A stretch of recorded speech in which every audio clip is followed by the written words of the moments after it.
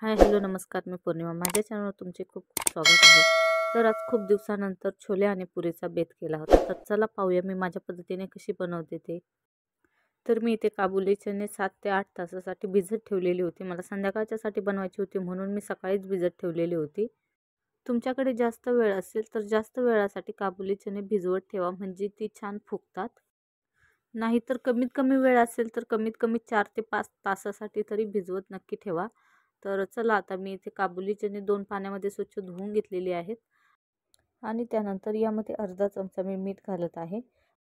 शिजवतानाच मीठ घातलं तर काबुली चणे जे आहेत ते अगदीच फिके फिके लागत नाही, चवीला छान लागतात. त्यामुळे या स्टेजलाच मीठ नक्की घालायचं आणि झाकण लावून 4 ते 5 शिट्ट्या काढून छोले मी शिजवून घेणार आहे. तर छोले मी इथे गॅसवरती शिजवण्यासाठी ठेवलेले आहेत. तर आपण मसाल्याची तयारी करूया. तर मसाल्यासाठी मी इथे मोठी 2 कांदे घेतलेले आहेत आणि 2 टोमॅटो घेऊन मी कट केलेले आहेत. तर कांदा टोमॅटो मी इथे जास्त बारीक केलेलं नाही आहे, आपल्याला याची पेस्ट बनवून घ्यायची आहे, त्यामुळे मी मोठ्या मोठ्या साईजमध्येच कट केलेला आहे. तर कांदा टोमॅटो घातल्यानंतर यामध्ये 7-8 लसणाच्या पाकळ्या घातलेल्या आहेत. मी थोडंसं आलं घेतलेलं आहे 1 इंच इतकं आणि थोडीशी कोथिंबीर घालून यामध्ये पाणी घालून याची आपण एक बारीक पेस्ट तयार करून घेऊया. तर पहा इथे मी पेस्ट तयार करून घेतलेली आहे. अगदी जास्त पाणी घालायचं नाही आहे, थोडंसंच पाणी घालून ही पेस्ट मी तयार करून घेतलेली आहे. तर पेस्ट आपण आता साईडला ठेवून देऊया आणि मी मसाल्याची तयारी करत आहे तोपर्यंतच आपले छोले पण इकडे मस्त शिजलेले आहेत. 4-5 शिट्ट्या काढून मी छोल्यांना शिजवून घेतलेलं आहे. तर पहा आता मी तुम्हाला दाखवते, छोले अगदी 4-5 शिट्टीमध्ये शिजून मस्त तयार होतात.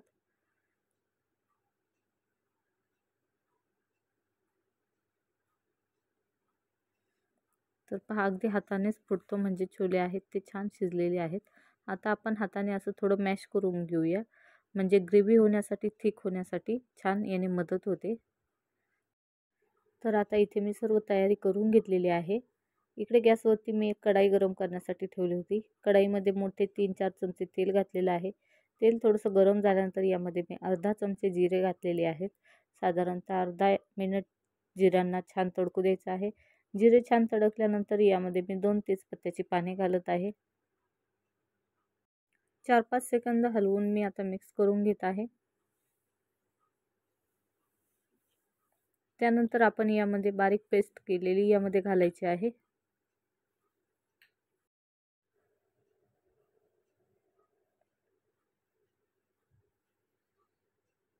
तर तेलामध्ये मी पेस्ट घातलेली आहे आणि पेस्टला आपण छान 4 ते 5 मिनिटे मस्त फ्राय करून घ्यायचं आहे, पूर्ण तेल सेपरेट होईपर्यंत.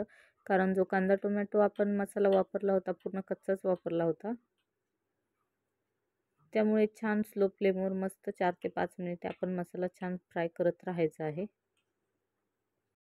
तर इथे मी 4-5 मिनिटे मस्त मसाला फ्राय करून घेतलेला आहे. मसाल्याचा कलरही थोडासा चेंज झालेला आहे, मस्त तेलही सुटलेलं आहे. आता यामध्ये सुके मसाले टाकूया. सुक्या मसाल्यांमध्ये मी इथे अर्धा चमचा जिरे पावडर टाकलेली आहे, अर्धा चमचा धने पावडर टाकलेले आहे, 1 चमचा कांदा लसूण मसाला टाकलेला आहे. त्याचबरोबर अर्धा चमचा हळद टाकायची आहे.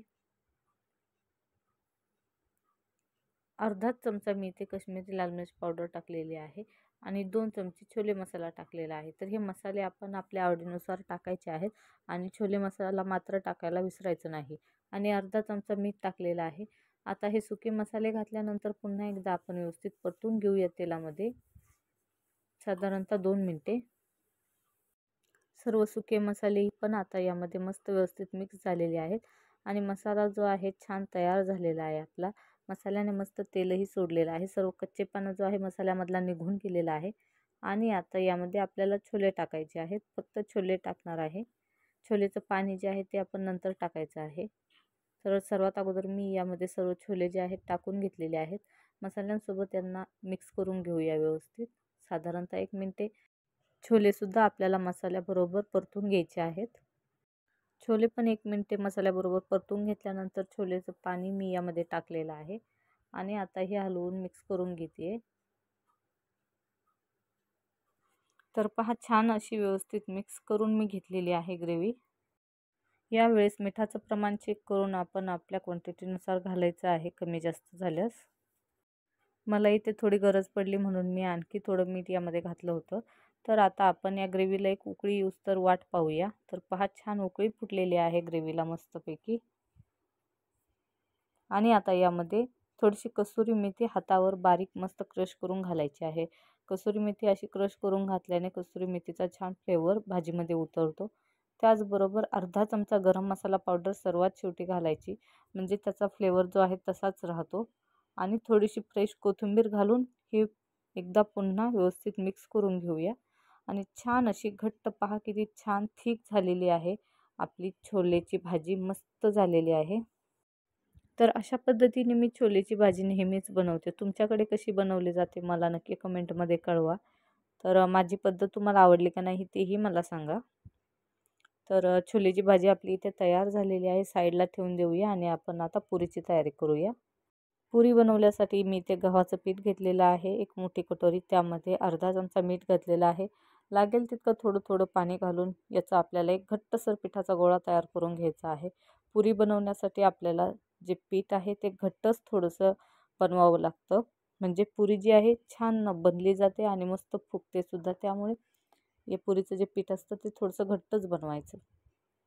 तर पहा इथे जे पीठ आहे मी तयार करून घेतलेलं आहे। आणि आता यामध्ये अर्धा चमचा तेल घालून मी मस्त तेलामध्ये तिंबून घेणार आहे पिठाला, म्हणजे असं तिंबल्याने पण छान टेक्स्चर येतं पिठाला आणि मस्त फुगल्या जातात पुऱ्या, त्यामुळे हे तिंबून नक्की घ्यायचं। तर पहा इथे मी आता मस्त पीठ जे आहे छान सॉफ्टही झालेलं आहे, जास्त पातळही नाही जास्त घट्टही नाही, एक छान आपण पुरी लाटू शकतो अशा पद्धतीचे मी पीठ तयार करून घेतलेलं आहे। त्यानंतर एक छोटासा पिठाचा गोळा घेऊन याची एक पुरी तयार करून घेत आहे मी, किंवा तुम्ही मोठी एक पुरी तयार करून त्यातून 4-5 पुऱ्या आपण अशा ग्लासाने कट करून घेऊ शकतो, किंवा अशा सिंगलही तयार करून घ्यायच्या असतील तर तयार करून घ्यायच्या आहे। आणि आता पहा छान पुऱ्या तयार झालेल्या आहेत। पुऱ्या लाटत असतानाच मी इकडे तेल गरम करण्यासाठी ठेवलं होतं, तेलही मस्त गरम झालेलं आहे। आणि आता यात छान कडक तेलामध्ये मी मस्त पुऱ्या तळून घेत आहे। आणि पहा मी बनवलेल्या पुऱ्या किती छान फुगलेल्या आहेत। तर अशाच पद्धतीने बाकी सर्व राहिलेल्या पिठाच्या पण मी पुऱ्या बनवून घेणार आहे आणि अशाच पद्धतीने तळून घेणार आहे। तर तुम्हीही अशा पद्धतीने छोलेची भाजी आणि पुरी नक्की बनवा, नक्कीच तुम्हालाही खूप आवडेल आणि तुमच्याबरोबर लहान मुलांनाही आवडते। तर कसा वाटला तुम्हाला आजचा माझा व्हिडिओ कमेंट बॉक्समध्ये मला नक्की कळवा। व्हिडिओ आवडला असेल तर लाईक करायला विसरू नका, शेअर करा आणि सबस्क्राईब पण करा। आणि भेटूया पुन्हा अशा एका छान रेसिपीसोबत। तर आजच्यासाठी इथेच थांबूया, बाय बाय। आणि खूप खूप मनापासून धन्यवाद तुम्ही माझा व्हिडिओ पूर्ण पाहिल्याबद्दल।